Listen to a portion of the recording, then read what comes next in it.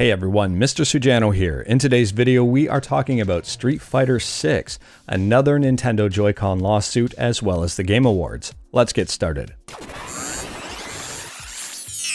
Alright, to kick things off, earlier this month, Capcom was a victim of a hack. I did a video in detail about the hack and I will leave it in the description below. More and more of the information that was stolen is leaking online, and today we found out some information about Street Fighter 6. Now, the fact that Street Fighter 6 is in development should be a surprise to absolutely nobody. We've known this for quite some time now. Now, the big news today is that we potentially finally know what platform Street Fighter 6 will be on. Street Fighter 5 was a PS4 console exclusive, but it did come out for PC. Street Fighter 6, though, is a little different this time around. According to this leak, Street Fighter 6 is no longer a console exclusive.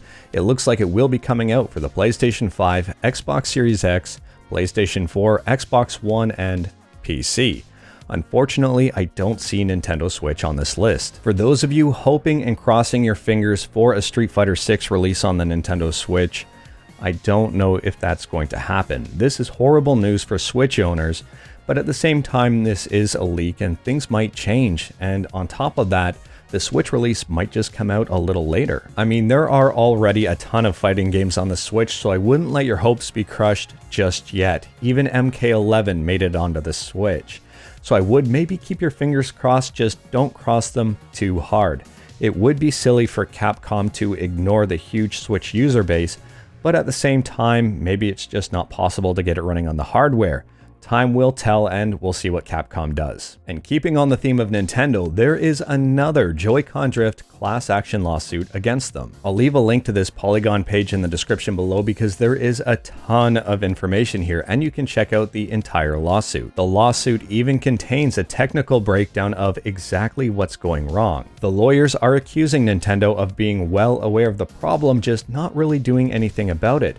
Nintendo did fix a bunch of different Joy-Cons for free, but replaced the joysticks with the same faulty parts, so ultimately they end up failing again, and then Nintendo charges to fix them after that.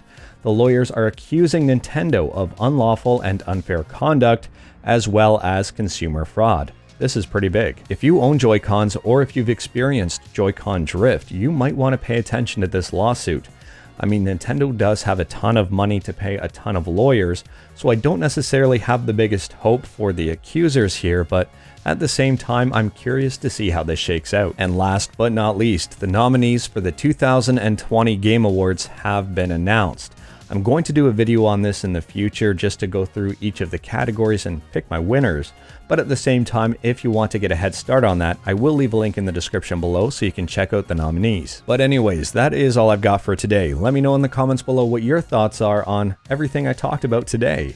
If you like this video, leave a like. If you didn't like this video, leave a like. Hit that subscribe button, check out my other videos. Thank you everyone, take care.